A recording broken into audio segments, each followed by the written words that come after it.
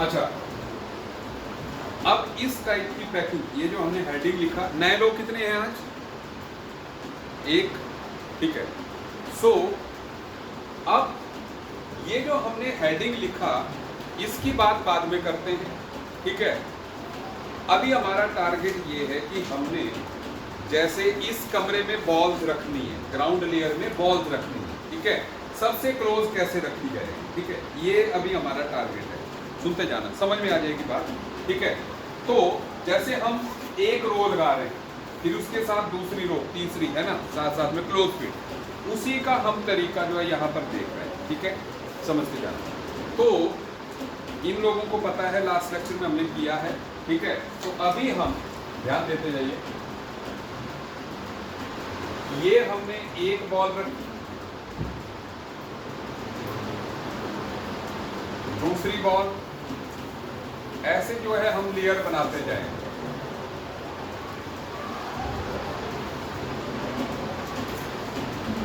सभी लोग जल्दबाजी मत कीजिएगा बनाने की, मैंने पहले बोल दिया, ठीक है। अब आपके पास कल का एक्सपीरियंस है, ठीक है। अच्छा, अब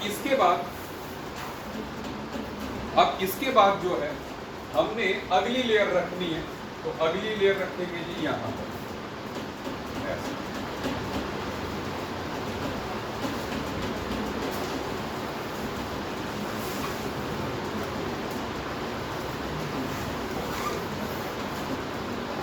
तो कल वाली क्लास में हमने यही ट्रिक किया था कि भैया ऐसे रखोगे आप, जो ग्रूव होगा ना पहली रो का, उसमें दूसरी आपने फिट करनी है ना, तो दूसरी ऐसे ही लगा देंगे, साथ साथ में क्लोज, तो क्लोज पैकिंग, बस क्यूबिक क्लोज पैकिंग, ठीक है।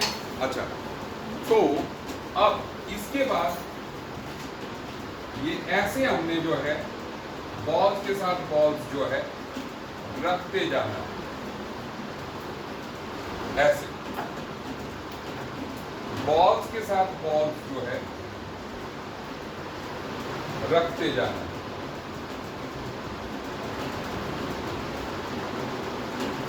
रख दिया ऐसे, कल वाली क्लास में भी ऐसे रखी थी।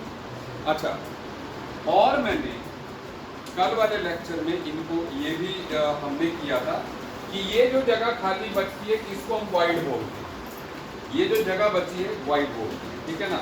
तो हमने दो तरीके के वाइड्स यहाँ पे कहे थे, ये वाइड,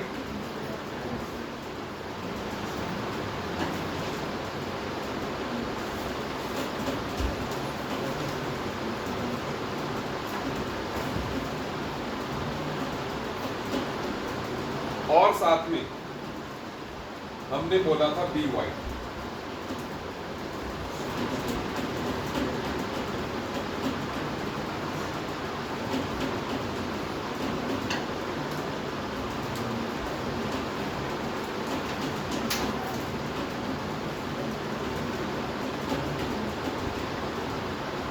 अच्छा, अब जो है इसी का मैंने तरीका एक और बताया था, दैट इज कि भैया हम सेंटर सेंटर बना लें यहाँ पे, जैसे इधर सेंटर, इसका सेंटर, इसका इधर सेंटर सेंटर बना के हमने एक डायग्राम इसी की एक तरीके से और बनाई थी, दैट वाज कि हम सिर्फ सेंटर सेंटर बनाए। अब सेंटर सेंटर कैसे बनाएंगे, इधर एक ऐसे,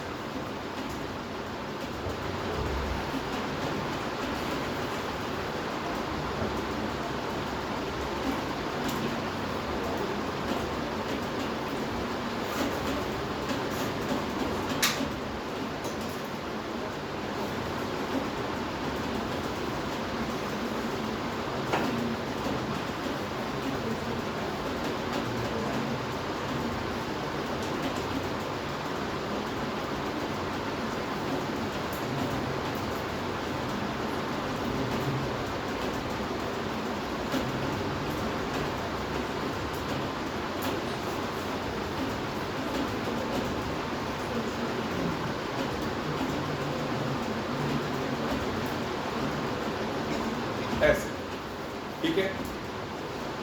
और उसके बाद हमने यहाँ पर देखो, ये ट्रायंगल नीचे की तरफ है, तो इधर जो है ए वाइड,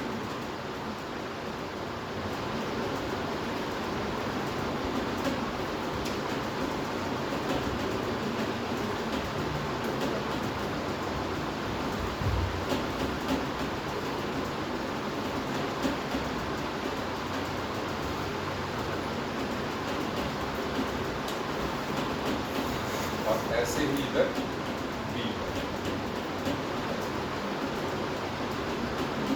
जो कल वाले लेक्चर में किया था जस्ट वो चीज जो है इसी की डायग्राम इधर जो है रिपीट हो गया।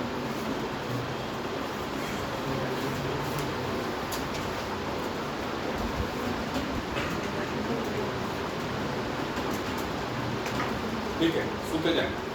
तो ऐसे में अब हमने ये होगी पहली लेयर, ठीक है। ऐसे ऐसे हमने रोज बॉल्स की, बिलियर्ड साइज की बॉल्स मैंने बोला था स्नूकर वाली जो होती है वैसे रख दी है, सारा कमरा भर दिया। एक लेयर जो है हमने ग्राउंड लेयर हमने रख दी सारी, ठीक है। अच्छा, अब इसके बाद जो है हमने सेकंड लेयर रखनी है, इसके ऊपर लेयर रखनी है। तो लेयर को रखने के लिए अब हमने कहा था कि जब इसके ऊपर लेयर रखेंगे तो जो ग्रूव होगा 3 बॉल्स का उसी में बॉल बढ़िया से आएगी, है ना। तो हमने कल वाले लेक्चर में कहा था कि ए वाले ग्रुप पे रख दो, आइदर बी पे रख सकते हैं, ए पे रख सकते हैं। तो अभी सेकंड लेयर आप चाहे ए पे रखो बी पे रखो उतनी बॉल्स आनी है। तो अभी भी हम जो है ए पे ही रख रहे हैं कल वाले लेक्चर जैसे। तो सेकंड लेयर हमने जो है ए वाइड पे रख, ऐसे रख दी।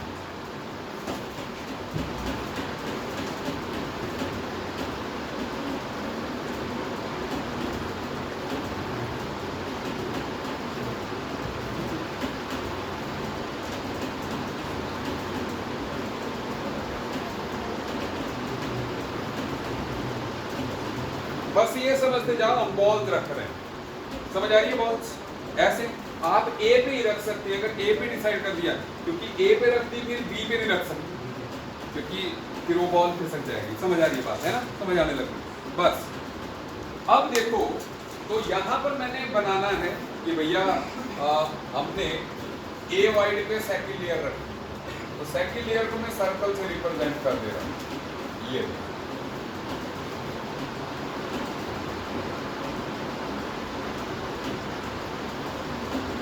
सर्कल,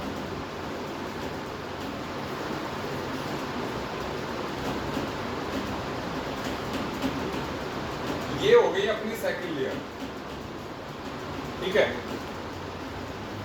अब इसके बाद कुछ हमने इस लेयर में टेट्राहेड्रल वाइड वगैरह की बात की थी, वो बाद में करता हूँ, ठीक है ना। लेकिन तुम अब इस थॉट को समझते जाओ। अब हमारा काम है थर्ड लेयर पे रखना। अब ये पॉइंट डिफरेंट आ गया, क्योंकि यहाँ पे जैसा कल के लेक्चर में बोला था कि भाई नए वाइड्स सी वाइड्स भी आ गए हैं, ठीक है। आपके पास ऑप्शन है, आप अनऑक्युपाइड बी वाइड पे रखें, नीले नीले पे ध्यान दीजिए, अब काले वाले को भूल जाइए। नीली लेयर में आप 2 जगह रख सकते हैं, इस जगह या इस जगह, ठीक है। तो हमने लास्ट वाले लेक्चर में इस जगह रखा था जहाँ पे सी रखा है, तो उससे हमें हेक्सागोनल क्लोज पैकिंग मिली थी। लेकिन आज वाले लेक्चर में हम जो है रख रहे हैं बी वाइड, और इसको हम यूज कर रहे हैं कैसा मार्कर यूज करें, ठीक है, एक मिनट, ग्रीन करने में, ठीक है। तो हमने जो थर्ड लेयर है उसको जो है ग्रीन कलर से रिप्रेजेंट कर दिया, ठीक है। मैं कुछ ही बना रहा हूं यहां पर,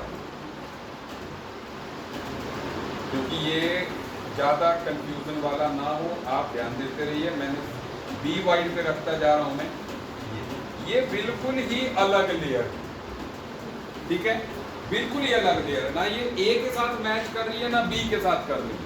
तो इसको हम ABC टाइप ऑफ पैकिंग बोलेंगे। पहली बात तो ये हो गया, तो नाम तो जस्टिफाई हो गया कि वाई इट इज ABC, ठीक है, क्योंकि तीनों लेयर्स अलग अलग हैं। कल वाली AB क्यों थी, क्लियर कर दिया, घर में पढ़ा लिया आपने, ठीक है ना, सबने, ठीक है। अच्छा, अब इसके बाद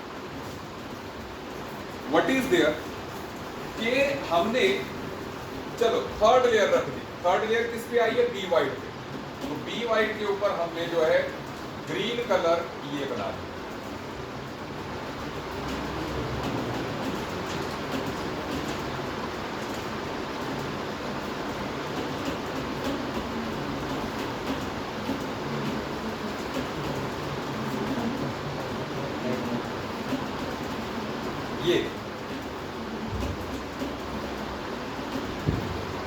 अब ऐसे में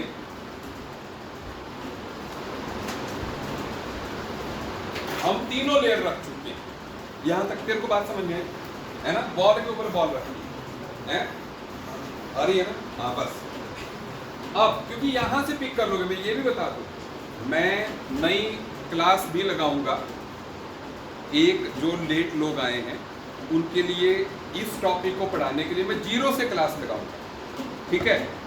लेकिन मैं नहीं चाहता कि आपकी स्टडी हैम्पर हो, तो इसलिए पहले यहीं से हम स्टार्ट करें, क्योंकि कोई आ जा रहा है, कोई अभी ऊपर भी एडमिशन चल रही है, ठीक है, वो बच्ची भी आएगी, तो इस तरीके से मतलब हर रोज लोग आ रहे हैं, तो इसलिए हम थोड़ा सा 10-15 दिन इंतजार करेंगे। उसके बाद में सॉलिड स्टेट की फिर से क्लास लगा के आपको पूरा कराऊंगा। ऐसा हर टीचर करेगा, मतलब मैं ही नहीं, हर टीचर करेगा, ताकि पुराना जो बैकलॉग है वो पूरा हो जाए। फिर हम अगले टॉपिक में आएंगे, वो बिल्कुल ही इंडिपेंडेंट है इस टॉपिक से, ठीक है? तो आपको कोई ट्रबल नहीं रहेगी, ठीक है? अच्छा, तेरा हेयर स्टाइल बढ़िया है यार,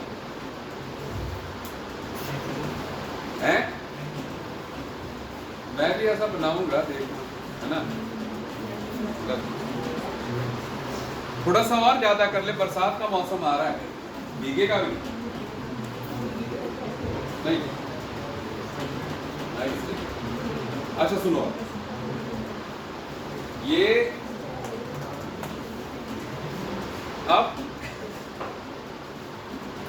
मैं पॉज ले रहा हूं ताकि अब हम अगली बात स्टार्ट कर सकें, क्योंकि डायग्राम तो हमने इतना तो हमने कल ही बना लिया था। अब सुनो, क्योंकि अब कुछ खास बात फिर से होने वाली है, ठीक है? देखो, आप लोग पहले तो एक चीज ये देख लें कि अपने ग्रीन वाले पे ही ध्यान रखिए, पहले ग्रीन वाले पे ही ध्यान रखें। तो ग्रीन पे भी 2 वाइड है, एक वो सी वाला दिख रहा है, एक ये नया वाला है। लेकिन अगर आप चौथी लेयर रखने की ट्राई करते हैं तो सी वाले पे रखेंगे तो काले के साथ मैच करेगा, और अगर इस नए वाले पे रखोगे तो नीले के साथ मैच करेगा। मतलब समझने बात, देखो ना, इस वाले पे, नए वाले पे रखोगे तो वो नीले के साथ, मतलब एनी हाउ आप चौथी लेयर नई नहीं बना सकते। मतलब दुनिया में there is no layering called ABCD type of packing.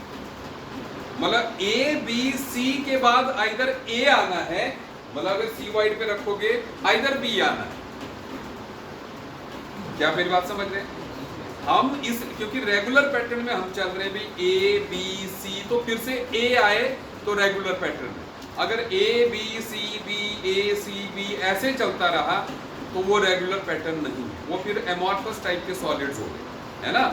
तो इसलिए हम ABC type of regular packing की बात कर रहे हैं, इसलिए हमने कहा। तो मतलब मेरा कहने का मतलब है, जो चौथी लेयर हम रखेंगे वो इस C वाइड के ऊपर रखेंगे तो वो पहले से मैच करेगी, ABC एंड देन A।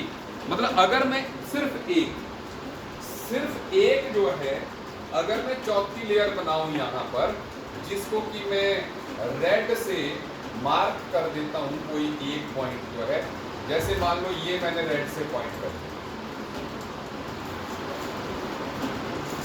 सिर्फ ये चौथी लेयर है जो कि पहले से मैच कर रही है, सिर्फ एक जगह मैंने बता दिया, ठीक है? अच्छा, तो यहां पर हमारी जो चौथी लेयर है, किसी भी, हमने कहा किसको, ब्लैक के ऊपर, तो अपनी चौथी लेयर ये, यहां पे मामला बड़ा कॉम्प्लेक्स हो जाएगा। सुनते जाइए, अब आप समझते जाएं। अब यहां पर मैं आपको एक बात बताना चाहता हूं, आप पहले मुझे बनाने दीजिएगा।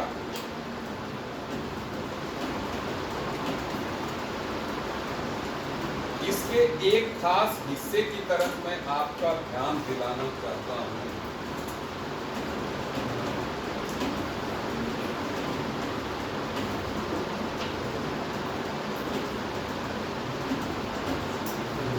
ये स्टार दिख रहा है, ठीक है? आप इस पे ध्यान रखिए, ठीक है ना? मुझे 2 मिनट दीजिए, मैं एक डायग्राम बना रहा हूँ, फिर मैं फिर से बात अपनी स्टार्ट करूँगा, ठीक है? 2 मिनट लगेंगे बस।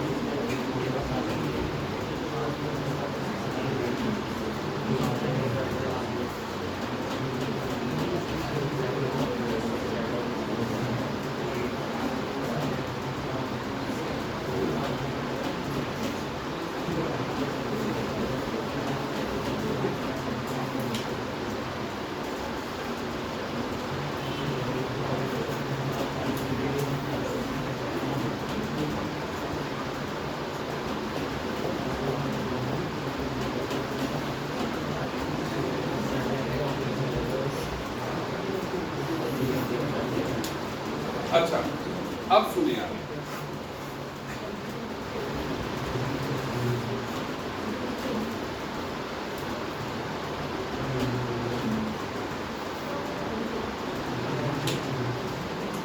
क्योंकि डेप्थ वाली बात है, सारे लोग बिल्कुल अलर्ट होके मेरी बात को सुनिए। देखो है क्या, आप इस चीज को ध्यान दीजिए, ये जो लेयर है ना, first layer black blue, second layer balls की, ग्रीन थर्ड लेयर बॉल्स की, हम इसका क्रॉस सेक्शन देख रहे हैं। जैसे कल देखा था हेक्सागन बनाया था क्रॉस सेक्शन, आज भी हम ऐसे कट करके साइड से देख रहे हैं उन लेयर्स को, ठीक है ना। अब देखना, तो मैं इस लेयरिंग को ऐसे देख रहा हूं, जैसे सैंडविच को हम साइड से देख रहे हैं, ठीक है। अब सुनो, सबसे ऊपर होगी रेड बॉल, ये वो रेड बॉल, ठीक है। मैंने जिस हिस्से को हाईलाइट किया आप उसी को देखिए। उसके बाद उससे नीचे जो है ग्रीन बॉल्स, 6 ग्रीन बॉल्स का एक ट्रायंगल है जो पीछे की तरफ जा रहा है। तो 3, 2 और 1, ये ट्रायंगल है जो पीछे की तरफ जा रहा है। सही बात है, ऐसे जा रहा है ना, आपसे दूर जा रहा है। दूसरी बात, 6 नीली बॉल्स का ट्रायंगल है जो आपकी तरफ आ रहा है। आप देख लो, 3, 2, 1, 3, 2, 1। उसके बाद बॉटम में ब्लैक बॉल है, मतलब इस के बिल्कुल सीधे जो है ये और ये एक सीध में मान लेंगे, ठीक है। ये और ये एक सीध में मान रहे हैं, मतलब जैसे ये कॉर्नर और उस वाला कॉर्नर, मैं कमरे में भी दिखा दूं, क्योंकि ये कॉर्नर्स अपोजिट साइड वाले हैं, तो इनकी जो लाइन सीधी जाएगी वो बॉडी डायगोनल के थ्रू होके जाएगी। तो ऐसे में बॉडी डायगोनल से होके जो है इधर रेड उधर ब्लैक, ये ग्रीन ब्लू में आपको बाद में इमेजिन कराऊंगा इस कमरे में, ठीक है। लेकिन ये अब पता क्या है, अब फिर से ध्यान दीजिएगा, कुछ ना कुछ अब चेंज आएगा। आप इस डिब्बे को अपने दिमाग में सीधा करें, ये क्यूब है, ये क्यूब ही नहीं है। अगर आप ध्यान से देखें, 1 2 3 4 face centre, 1 2 3 4 face centre, 1 2 3 4 face centre, 1 2 3 4 face centre, 1 2 3 4 face centre, 1 2 3 4 back वाला face centre. It is a face centre cubic arrangement. दिख रहा है, हर फेस जो है उसके सेंटर में एक बॉल, सही है। इसका मतलब ये जो अरेंजमेंट है, इस कमरे के 8 कॉर्नर और हर दीवार के सेंटर में एक एक बॉल जैसे लगी हुई है, ये वही अरेंजमेंट। सही है बात? मेरी बात सबको समझ में आ रही है? सो दैट मीन्स जो एबीसी टाइप पैकिंग होती है उसको हम फेस सेंटर्ड क्यूबिक पैकिंग बोलते हैं। क्यों बोलते हैं, हमने प्रूव कर दिया है ना। दैट पैकिंग, भाई एबी टाइप को हेक्सागोनल बोलते हैं, एबीसी टाइप को जो है फेस सेंटर्ड क्यूबिक बोलते हैं, ठीक है। अच्छा, फेस सेंटर्ड क्यूबिक हम नाम पहले कर चुके हैं, नाम हम जो है पहले कर चुके हैं, लेकिन मुझे लगता है हमने पैकिंग फ्रैक्शन नहीं निकाली, नहीं निकाली ना, पैकिंग फ्रैक्शन नहीं निकाली। आज हम पैकिंग फ्रैक्शन भी निकालेंगे, लेकिन उससे पहले क्या आप नोट करना चाहोगे इतना? पक्का है? बोल। नहीं, अगर मैं सारा करा दूंगा फिर आपको नोट करते करते आधा पौना घंटा लग जाना है। अच्छा, अब हम बात करेंगे फेस सेंटर्ड क्यूबिक अरेंजमेंट के बारे में, है ना। जैसा मैंने कहा आपको कि भाई ठीक है, हम फेस सेंटर्ड क्यूबिक अरेंजमेंट पहले कर चुके हैं, ठीक है, तो उसके बारे में हमने बात करनी है।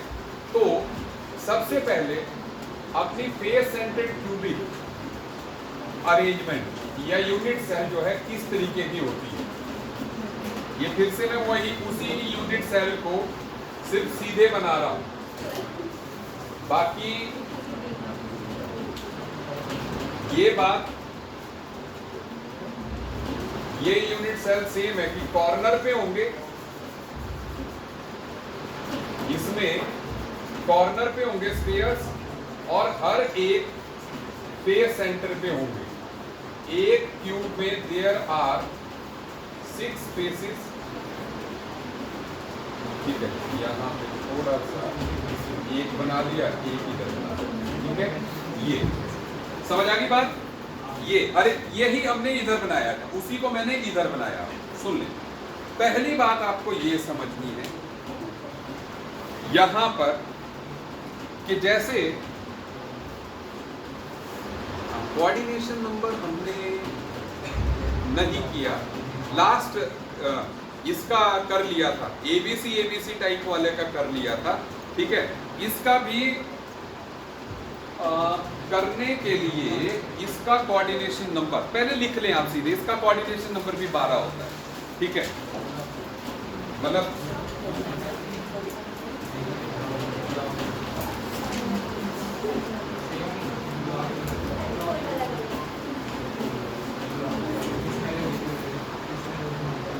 ये मैं आपको 12 जो है बीच में फॉर दे दूंगा, ठीक है। उसका तो 12 का मैंने दे दिया था। रिफ्लेक्शन, फैन, किसकी आवाज आ रही? इस फैन की, इस वाले फैन की।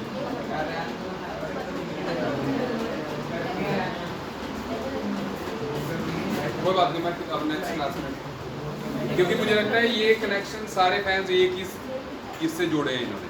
अभी धीरे धीरे चीजें ठीक हो जाएंगी। सुन लें, एक बॉल 12 बॉल्स को टच करती है। अभी इसको ऐसे ध्यान में रख लेते हैं, ठीक है।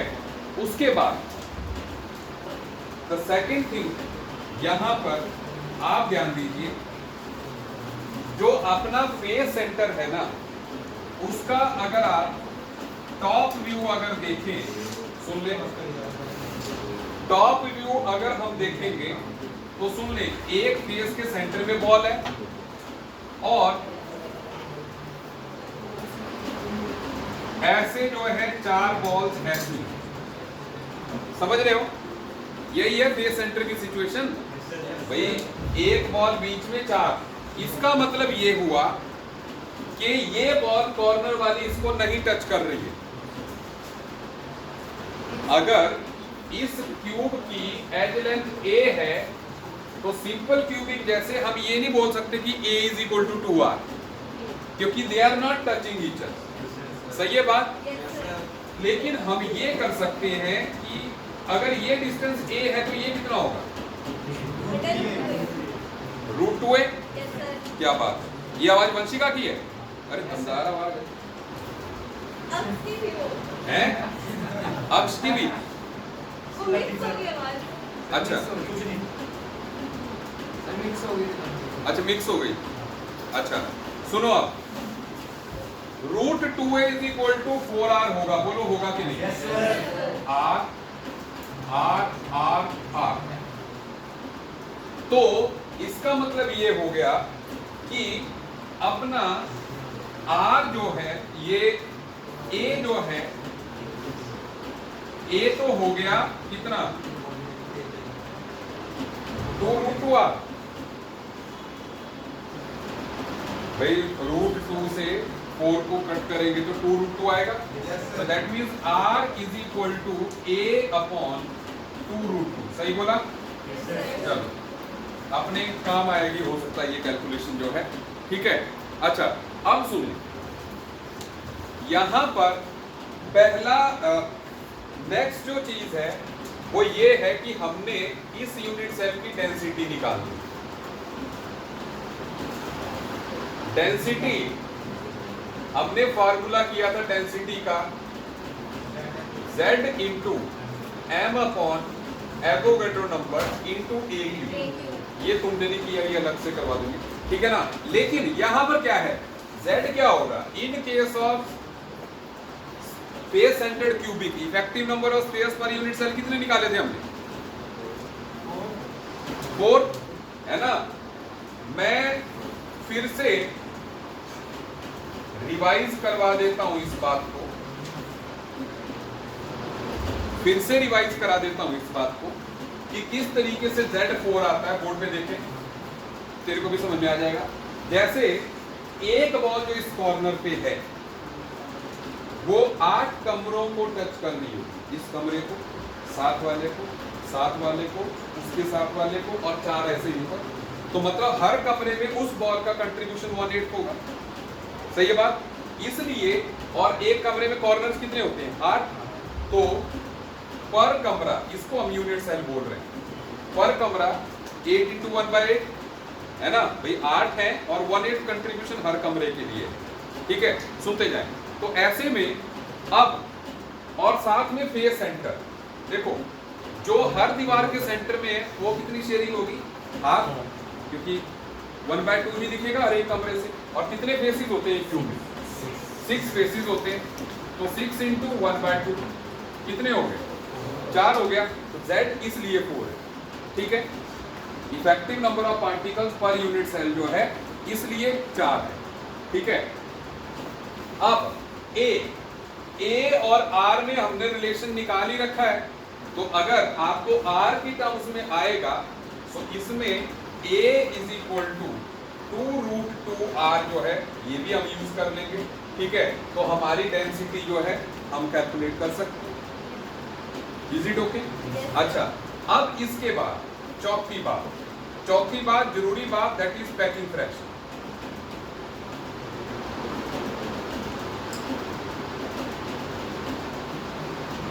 पैकिंग फ्रैक्शन के लिए सुन ले, मैंने आपको बोला हुआ पैकिंग फ्रैक्शन हम बोलते हैं कि volume occupied by the spheres divided by volume of unit cell, कि इस कमरे में इन बॉल्स ने कितना वॉल्यूम घेरा हुआ, कितना फ्रैक्शन घेरा हुआ।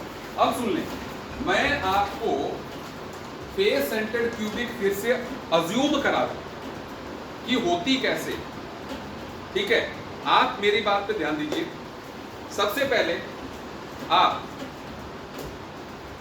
वो फेस सेंटर, वो फेस सेंटर, वो फेस सेंटर, वो फेस सेंटर, वही अपनी पतली टॉप वाली जो बॉल है, ट्रांसपेरेंट बॉल बड़े वाली जिसमें बंदा भी घूम जाता है ना, वो है ना, ऐसी वो बड़ी वाली बॉल जो है 4 अज्यूम कर लो और ये टच कर रही है ऐसे। फिर एक ऊपर से रख दी, एक नीचे से। तो अभी जो अपने पास अरेंजमेंट बनी वो सिर्फ फेस सेंटर्स ही। ठीक है, फिर हमने 8 उनके कॉर्नर, उनके साथ जो है 8 और कॉर्नर पे जोड़ देनी है। ठीक है, अभी इसको और बढ़िया तरीके से मैं अज्यूम कराऊंगा, आपको इमेजिन कराऊंगा। ठीक है ना, लेकिन अभी आप ये ध्यान रखें कि ये टच कर रही है 1 2 3 4, ठीक है, 5 ऊपर से 6 नीचे से, और फिर बाकी कॉर्नर पे। ठीक है, सुनते जाइए। अभी पैकिंग फ्रैक्शन जब हमने निकालनी है, सो हमें पता है packing fraction is equal to effective number of particle कितने? 4, सो अपॉन 4/3 πr3, मतलब 4 स्फीयर्स हैं और एक का वॉल्यूम जो है 4/3 πr3 होगा, और divided by volume of unit cell a³ होगा। तो a³ की जगह हम लिखेंगे 2√2 r का होल क्यूब। इससे अपना r³ कट जाएगा, और जब आप इसको कैलकुलेट करोगे अगेन आपके पास जो वैल्यू आएगी वो 0.74 आएगी, बिल्कुल सेम आएगी जो कि अपने हेक्सागोनल क्लोज पैकिंग में आई थी। सही है बात? तो दोनों ये क्लोज पैकिंग। मेरी बात समझ में आ रही होगी सबको? अब टॉपिक टफ नहीं रहेगा, अब टॉपिक आपको समझ में आ गया, मतलब जिनको समझ में आ गया, ठीक है ना, उनको समझ में आ गया। ठीक है ना, अब बस इसी की हमने स्टडी करनी है, तो बहुत ज्यादा नई टर्म्स नहीं है। ठीक है, अब सुनते जाए। अब अगला पॉइंट, बढ़िया point, that is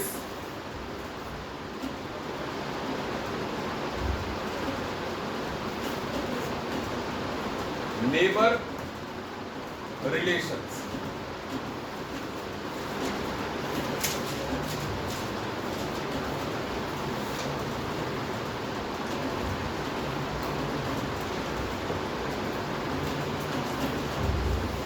type of neighbour,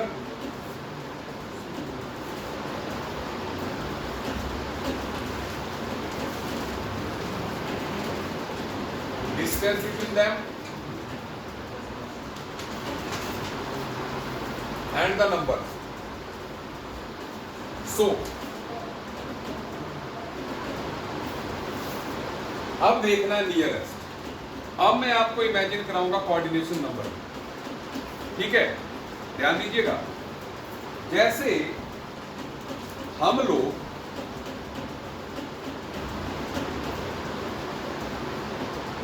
एक बॉल हम पकड़ लेते हैं, बस उसको देखते जाते हैं। जैसे कॉर्नर मैंने पकड़ ली, फेस सेंटर्ड क्यूबिक अरेंजमेंट है ना? मतलब इस यूनिट सेल में, मतलब नियरेस्ट नेबर्स मतलब सीधे सीधे की टच कौन कर रहा है, जो सबसे नजदीकी पड़ोसी वो वही होगा जो बॉल टच कर रही है। अब सुनते जाए, सारे क्रिस्टल फेस सेंटर्ड क्यूबिक में ये कॉर्नर है, हमने ये देखना है ये कॉर्नर वाली बॉल कितने बॉल्स को टच कर रही है। सुनते जाओ, पहले आप बताओ किसको टच कर रही है, कोई एक बता दो। ये कॉर्नर वाली बॉल किसको टच कर रही है? फेस के सेंटर को टच कर रही है। जैसे हमने कहा कॉर्नर वाली फेस सेंटर को टच कर रही है, ये वाली बॉल इसको टच कर रही है, सही बोला? तो दैट मींस ये वाली बॉल इस फेस सेंटर को टच कर रही है। समझ आ रही है बात? सुन ले, अभी हम छत के ही प्लेन में चल रहे हैं, इसी प्लेन में। इसको अपने दिमाग में अगले कमरे को भी ले जाओ, छत को उधर भी ले जाओ, सारी तरफ छत डाल दो, है ना? ये पूरी बिल्डिंग अब हम छत को देख रहे हैं। सुन लो, तो ये कॉर्नर अगर इस सेंटर को टच कर रहा है तो इस दीवार के साथ वाले कमरे की छत के सेंटर को भी टच कर रहा होगा। समझ आ रही बात? और इस दीवार वाले साथ वाले कमरे को भी टच कर रहा होगा ऐसे, और उस तरफ के जो लाइन इधर से स्ट्रेट गई और उधर क्रॉस हुई उस कमरे को भी टच कर रहा होगा। सही बात है? तो एक प्लेन में चार को टच कर रहा है, एक प्लेन में चार को टच कर रहा है। सुनते जाए, और उसके बाद इसको भी टच कर रहा होगा। ये कॉर्नर इस प्लेन की इस फेस सेंटर को भी टच कर रहा है, ऊपर वाले कमरे की भी, इस दीवार के इस दीवार को भी, फिर ऊपर वाले कमरे को भी। चार इस प्लेन में हो गए, ठीक है? 9, 10, 11, 12 बोलो, दिख गई 12 की 12? तो इसका मतलब एक बॉल जो है 12 बॉल्स को टच करता है, तो कोऑर्डिनेशन नंबर हमने कहा 12, ठीक है? और इसका डिस्टेंस कितना है एक ही टर्म्स में? √2 है तो पूरा है, तो a/√2 बोलो। यार √2 का आधा कितना होता है? a/√2 ही होगा, क्योंकि अगर ये फेस डायगोनल जो है √2a है तो उसका 1/2 कितना होगा? a/√2। और ऐसे कितने बोला मैंने? 12 बोले, ठीक है? अब उससे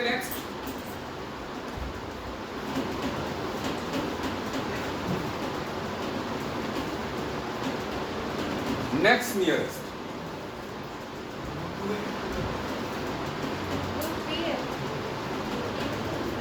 ए,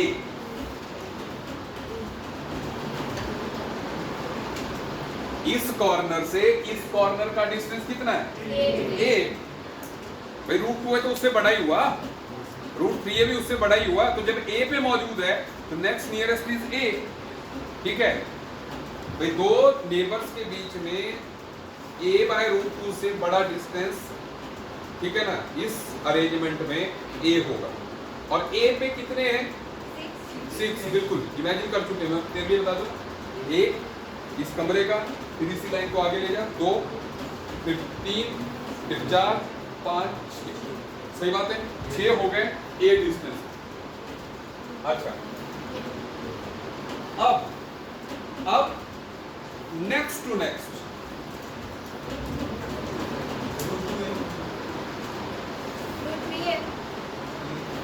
नहीं, ये भी नहीं, वो भी नहीं, अच्छा चलो, आप नॉन मेडिकल के स्टूडेंट हो, अब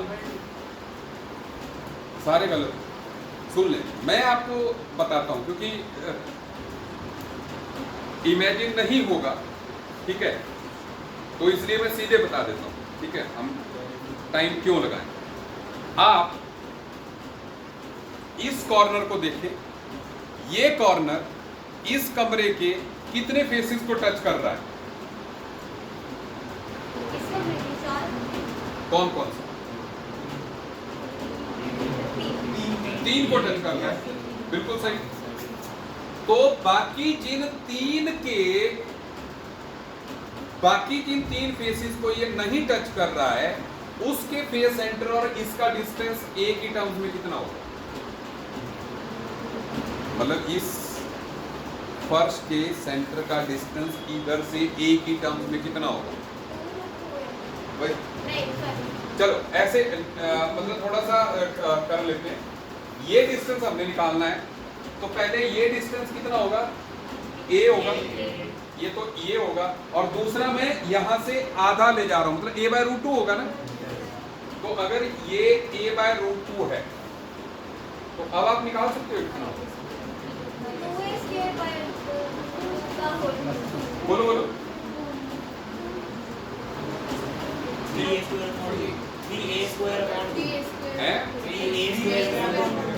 स्क्वायर नहीं आएगा भाई,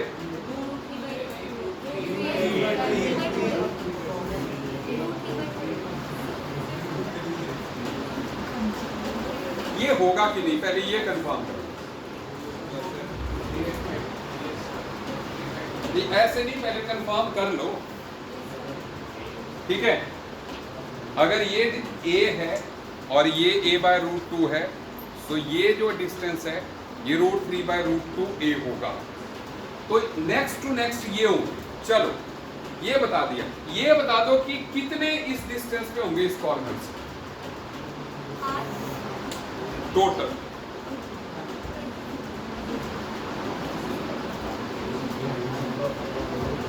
मतलब मान जाऊंगा मैं आपको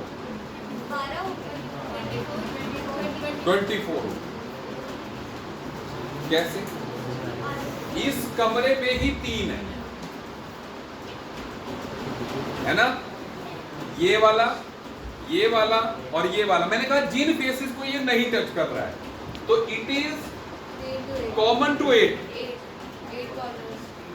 तो कॉमन टू 8 यूनिट सेल्स, तो हर एक यूनिट सेल में 3 है, तो टोटल 24 होगा, ठीक है।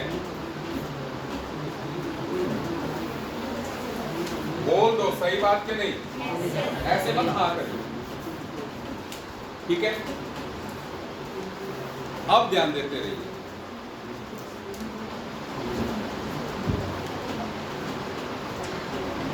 अब इसमें एक और बात, दैट इज वो और बढ़िया बात है, और लास्ट बात,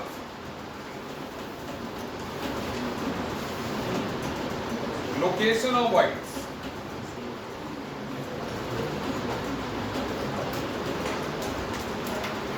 मैं ट्राई करूंगा अगली क्लास में मैं आपको फेस सेंटर के बीच ना मॉडल दिखाऊं कि होता कैसे है, ठीक है ना, क्योंकि अभी हम बात हवा में ही कर रहे हैं।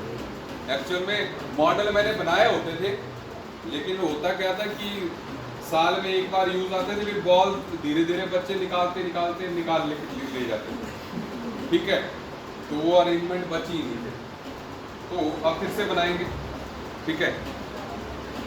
अब ध्यान दीजिए मेरी बात पे, एक्चुअल में बनाने में परेशानी ये होती है कि वो जो बॉल्स हम यूज करते हैं ना, उनमें फेविक्विक से भी नहीं चिपकती है, मतलब फेविक्विक भी अलग अलग तरह से बिहेव करती है, पता नहीं उनपे कोई कोटिंग हुई होती है। जो सॉफ्ट बॉल आपने देखी होगी, बच्चों का बैग्स आता है बॉल्स का, ऑरेंज ब्लू वाली, उसी को यूज करना पड़ता है हमें, ठीक है। तो उसमें कई बार कोटिंग होती है ऑयल की या कुछ ऐसी कि वो भी नहीं चिपकती है, ठीक है। तो करेंगे इस बार कुछ जो है, सुन लें। अब बात लोकेशन ऑफ वाइट्स। पहले मैं इसको डायग्राम बना लेता हूं ताकि जो है फिर आसान रहे हमें।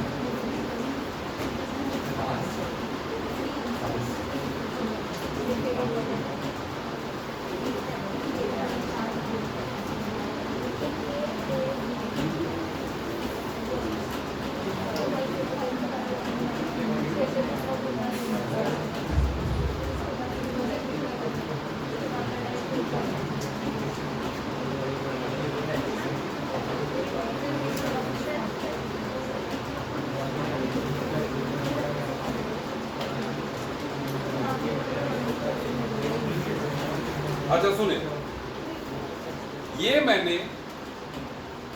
इस यूनिट सेल को 8 हिस्सों में डिवाइड किया है ताकि थोड़ी सी क्लियर हमें व्यू मिले। सुनते हैं यार। तो यहां पर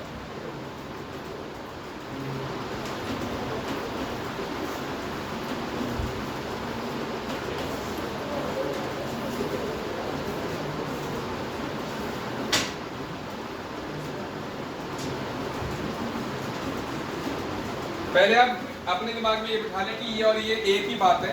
वो मैंने उल्टे कलर यूज कर लिया अचानक जो है कि काले वाले से लाइनें बनाई है बहुत नीले रंग की, बाकी एक ही बात है। अदरवाइज आप देख लें इसी यूनिट सेल को 8 हिस्सों में डिवाइड किया है। मतलब ये एक फेस है जिसके 4 हिस्से किए, ठीक है। पहले भी बना चुके हैं हम ऐसी डायग्राम। बट अब ये फेस सेंटर्ड क्यूबिक अरेंजमेंट है। सारे लोग मेरे साथ समझते जाएं। सबसे पहले हमने ये देखना है कि आखिर अपने ऑक्टाहेड्रल वॉइड्स कहां पे। सुन लो,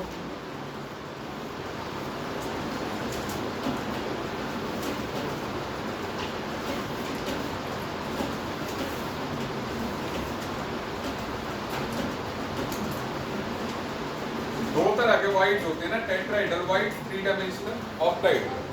ठीक है, हमने दो का जिक्र किया था लास्ट लेक्चर में भी। ठीक है, सुन ले।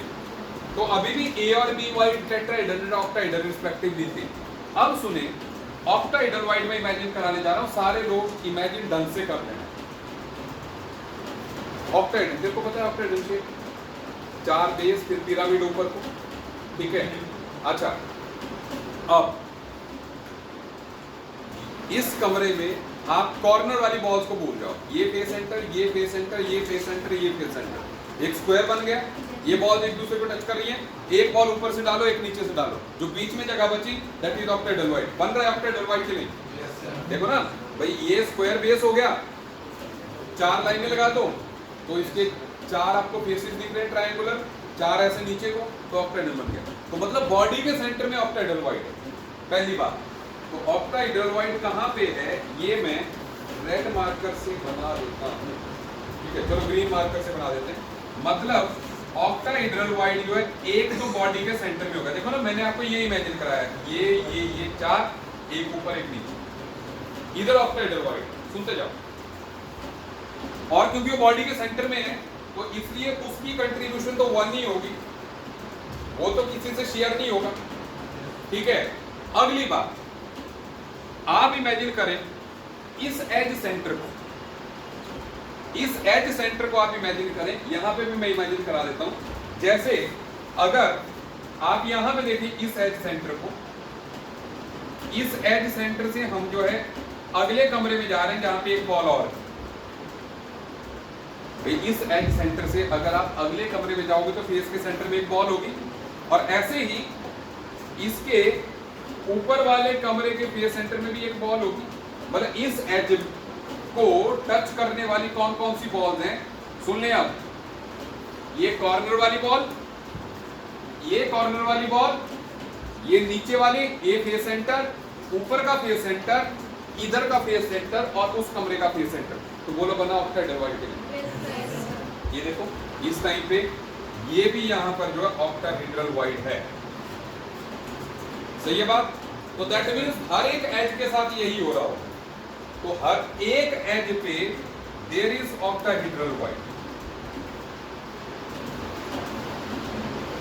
मतलब हर एक एज पे ये सिचुएशन है। देख, मतलब ऐसे मत मान लेना, कोई डाउट है तो मेरे को रोक देना कि भाई बता दो डिटेल में।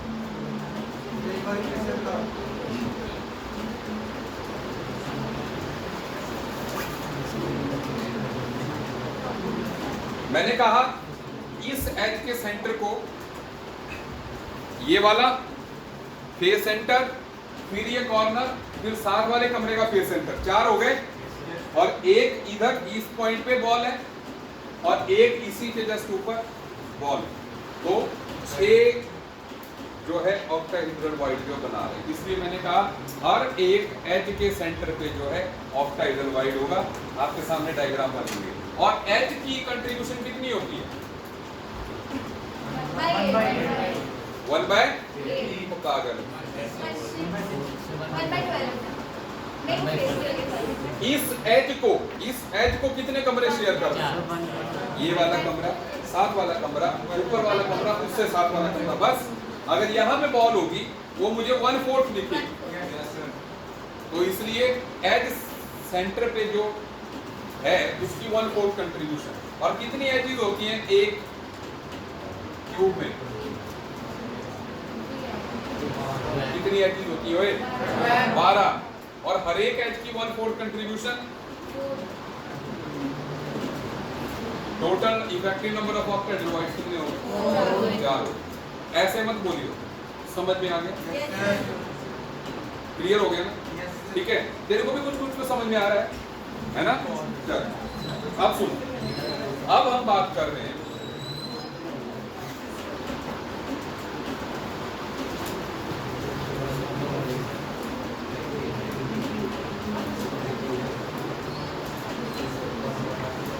Effective number of tetrahedral wides.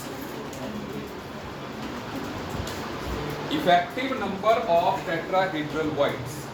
So tetrahedral wides का इफेक्टिव नंबर कितना होगा और कहां होंगे? अब मेरी बात सुनिए सारे लोग, फिर से ध्यान दीजिए। जैसे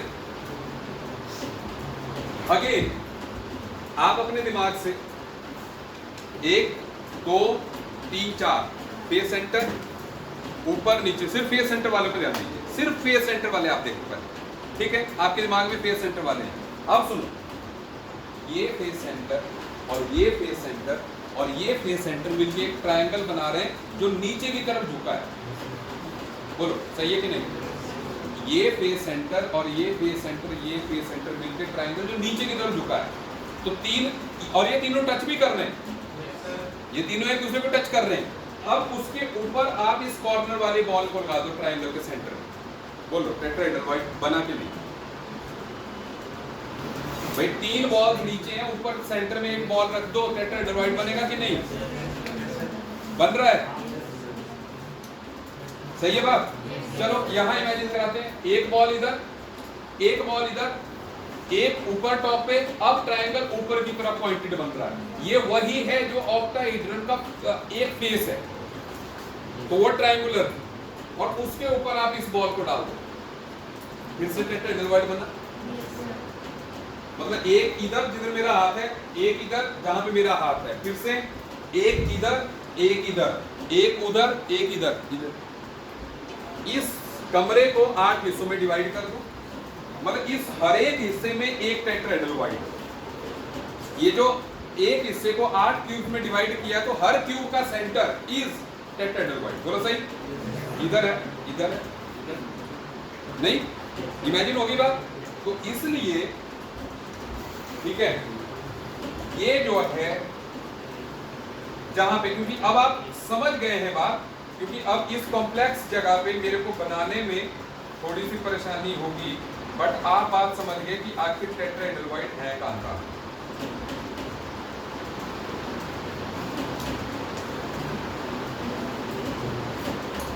सही है बात?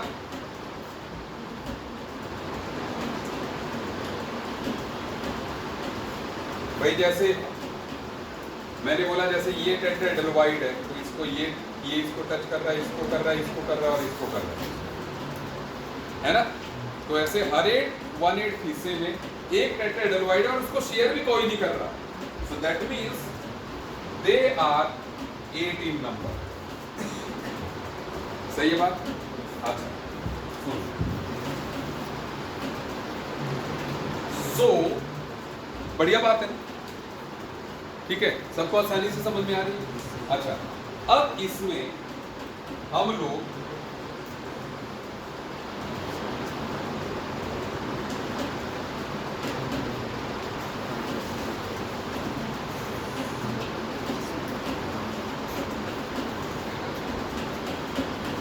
Effective number of spheres per unit cell क्या निकाला था हमने? Face centred cubic, effective number of spheres per unit cell निकाले हैं 4, ठीक है। और octahedral voids per unit cell कितने हैं? Tetrahedral voids per unit cell 1। अब भाई क्रिस्टल में तो ऐसा नहीं है कि एक ही यूनिट सेल होती है, उसमें तो हजारों के हिसाब से होती है। तो इसलिए हम ये भी कह सकते हैं कि अगर स्फीयर्स का नंबर x है तो ऑक्टाहेड्रल वॉइड भी x होगी और टेट्राहेड्रल वॉइड्स 2x होगी। मतलब number of tetrahedral voids are double the number of spheres forming them and number of octahedral voids are equal to the number of spheres forming them। Note भी कर लीजिए इस बात को।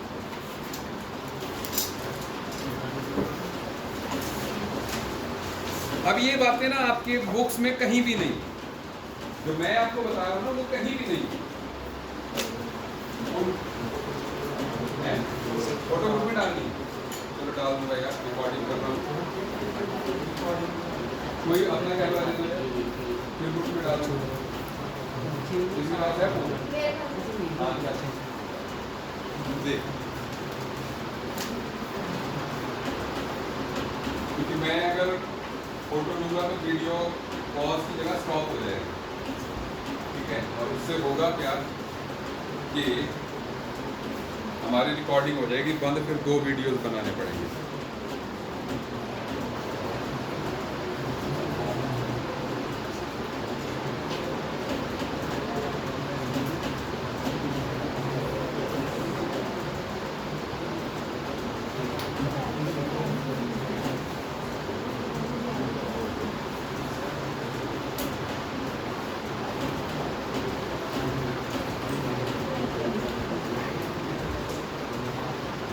अच्छा, there is an option here, option है photo लेने का,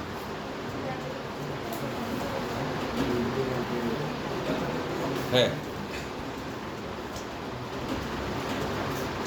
डाल दो।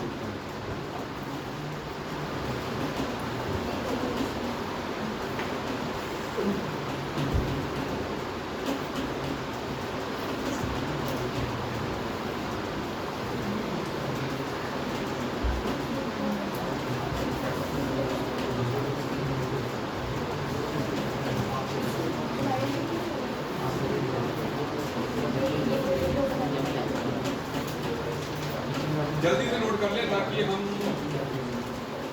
आगे कुछ कर सकें, क्योंकि थ्योरी में हमने जो करना है कर लिया।